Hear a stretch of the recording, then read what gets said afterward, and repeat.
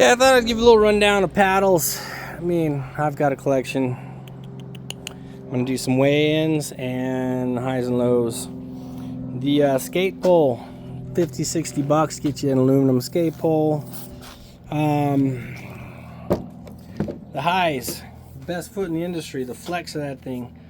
That will lay flat, and then as you finish through the stroke, it will give you that amount of grip all the way through. Way ahead of its time. This did wear out because this is steel in there, and rubber against steel over time just rips and tears. But for an introductory, like if your kids want to get into a paddle, it's whatever. This seems like fine. They'll get started. The aluminum shaft, not super strong. I mean, it's strong enough, but man, I wouldn't be able to feel like I could get after it and not feel like I could just break this thing in half. It's not a problem, like not a cut. It's just this is an intro level paddle. That's all there is to it. The handle's a little smaller than I'd like, but and you can only go full length or fully collapsed length. But the collapsibility was probably super cool for the fact that you could throw that in a backpack, in the car, on your luggage, take it on a trip. And this is the skate pole. Weighs in at 110, 1 pound 9. So it's not crazy heavy. It is what it is. Next level up would be probably a Kahuna. You used to find them pretty cheap. The adjustables are pretty cheap. These are bamboo. They are not cheap. They're $100 these days still. Don't know if I'd ever spend that or recommend anybody spend that for what you get. It's basically a stick, piece of rubber on the end. The rubber on the end, I guess, is one of the low parts of it. Super hard, not a lot of flex. So that means the footprint of contact for the patch, because it doesn't like indent really, it's not going to give you a whole lot of contact patch. They did try and make it so it would rotate through the push. So that was a good idea on their part to say, oh, it's going to, you know, touch and grip all the way through. Okay, good. But it's just solid. Not a lot of flex, not tons of grip. I can wear these out so quick. It's just unfortunate that you wear through that once it's all flat. I mean, you're gonna feel like you want to go get a new one or screw some rubber into it, give it some more life. But for 30 bucks on just the foot replacement, that's just more than I think you probably should get into if you're getting after a paddle. You might want to just think about making your own. So let's say this short guy weighs in 2 pounds 1 ounce, pretty much. And again, it's a stick with some rubber. Solid, got a lot of shock. I don't think you will fully enjoy land paddling if you're pushing yourself around with that. If you think you're having fun, you could have a lot more fun. So this one's bigger. I think it's like supposed to be a 7-footer. That one's like a 6-footer. Just weighs a little bit more, not tons. Technically, the taper on this handle kind of feels good in your hand. You can tell it's not fully round. It's kind of got a flat side. And kind of comfy, but it's like just dense, and it's solid, so you can just hear it like a thud thud thud. So again, that's the Kahuna. $100 range. Don't know why. Don't recommend it. That's just me. You could make your own cheaper and probably can come away a little bit happier because it'll have more grip and the foot will, you know, use a Kong ball like what we're doing here. This was a style that was kind of popular back in the day. D and the boys would sell their rattan style that were really good, high quality. But again, it's not collapsible, so that's full length. There's no smaller, longer. Now obviously you can adjust your hand up and down the paddle. So if you need it to be shorter, you can just push from here. It's got flex, so that's cool. You could like push and get a lot of push behind you because of the flex and feel comfortable. So it's cool, a lot of good rubber. I got this rattan, 25 bucks. I don't know, 12 bucks for the Kong ball dog toy. A lot of rubber, you'll probably never wear through that. You know, under 50 bucks. Something you could really enjoy and really get after. You're not going to break the rattan pole. It's like they're just cool like that. Flex them, play with them, have fun. So as far as DIYs, I like it. A little more comfortable than most because there's a little bit of flex. But still just does stick with rubber. Not a whole lot of difference between a Kahuna and whatever. More grip, a little more flex. The Subskate is carbon fiber version. Comes in lightest on the market. Let's show you the rattan, I guess. Because that's another thing is, you know, it's 213, 214. It's almost 3 pounds. Obviously the heaviest of the bunch. But still fun and enjoyable. I would definitely ride that over the Kahuna. Just hands down. So the Subskate is a newer thing. Race model is what he considers this. One of the lightest, most efficient that he's got. 1 pound 9.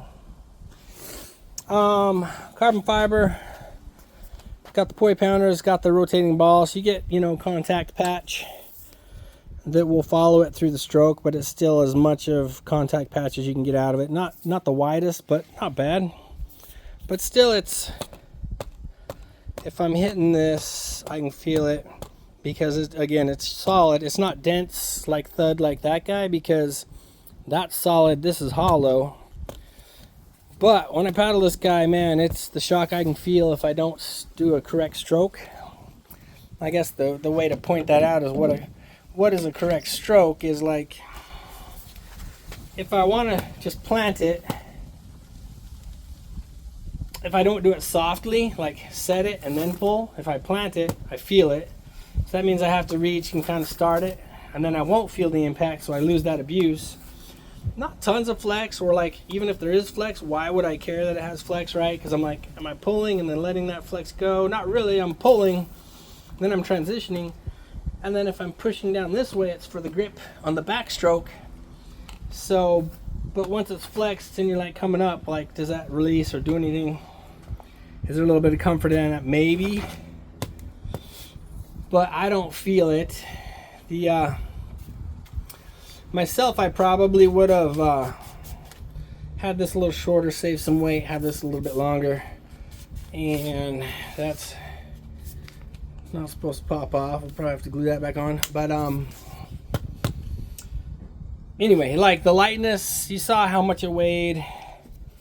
It is just a stick with rubber, but it's a light stick with rubber. But if you had a sup paddle that you really don't like the blade on anymore, you could just cut the blade off, put the rattan ball on the bottom of it, you know, get about the same effect and save yourself a couple bucks. Those can be like 140, even more. I think this one's up in the 180 range.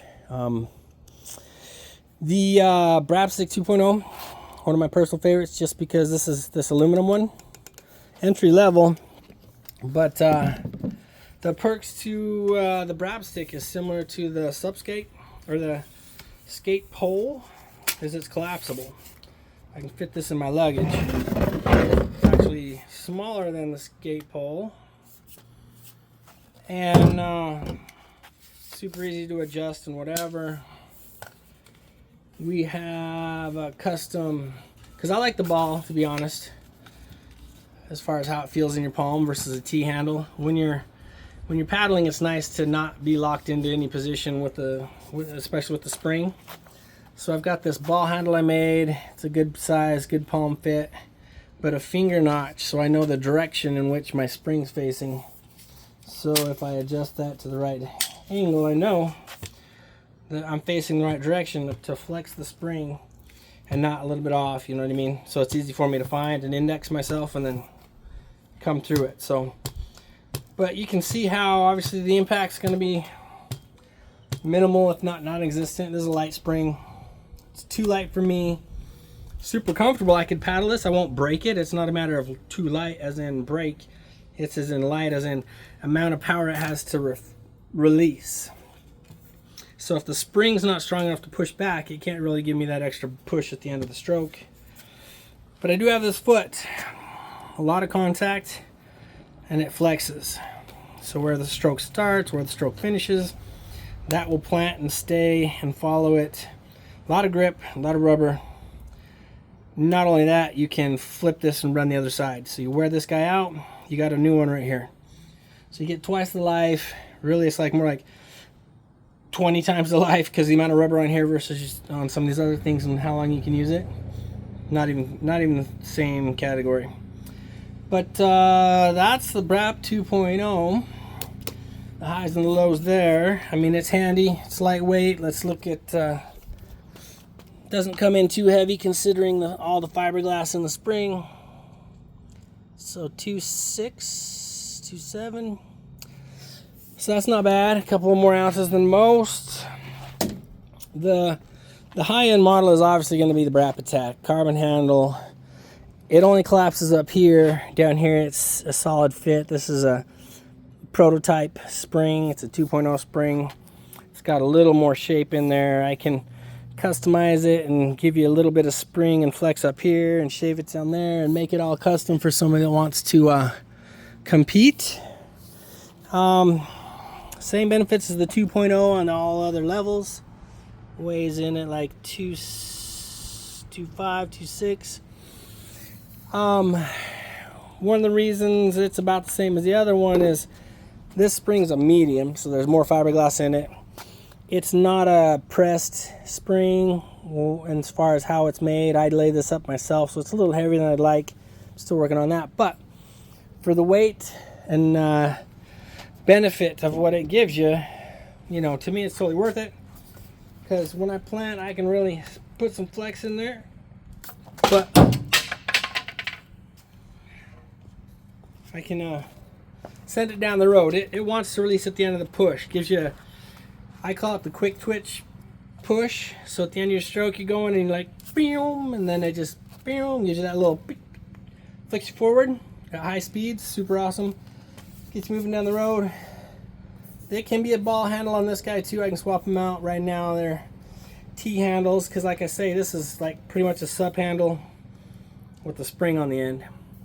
And so this is something you can do at home with any kind of handle to make your own paddle DIY super cheap. So you can get out there and have some fun. But the foot, like I say, is super awesome. When it plants, it flexes. See how flat it gets? So as I go through the stroke, it'll stay in the push. If I come out here, you know, that's what it does, all the way through the push until it releases. So pretty tidy, different stroke. If you're not flexing the spring, you're not getting any added benefit. You really should get a technique of reaching and let your body lower and load it. So when you're like planting and then you load that spring as you push through, and that's just by leaning on it and coring it. You crunch, a little crunch, and then let it release. A little crunch, let it release. And got another video coming, I'll show you that and the added benefits. Super handy, my personal favorite. I think you should try it out. It's worth a try, and I'm just gonna try and make a video to really demonstrate why, because it's hard to explain. You can't take my word for it, you've got to see it. So we're gonna try and show that. I've got some things in the works to help make that happen, so it's more visible, to show I go further with less strokes and same amount of effort, if not less effort as well, because I'm using my core a little bit better. So look for that, it's coming. Anyway, enjoy. Let me know if you have any questions. Braap, braap, braap. Braap, braap, braap. Braap Stik. Big thanks from Zen Times 10 for watching. If you like that video, make sure you subscribe. We have future promos and contests coming up. Click that like button and drop us a comment on the way out.